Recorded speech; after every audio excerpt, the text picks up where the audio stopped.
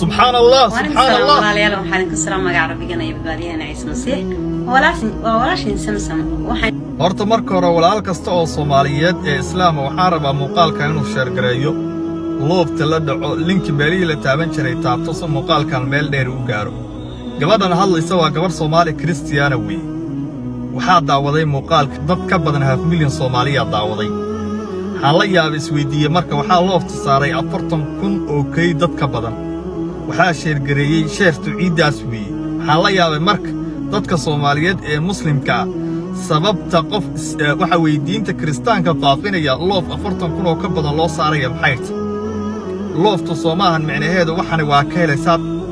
maxaa loo share gareeyaa war Ilaahay ka baqa dadka Soomaaliyeed ee muslimka ay war joojiyo diinta Islaamka ahayn filintiisa war meesha loofta iyo leegta saaraysaan ka fiirsada saas ayna leeyahay walaalaha Soomaaliyeed waa islaamay dadka gaalada ah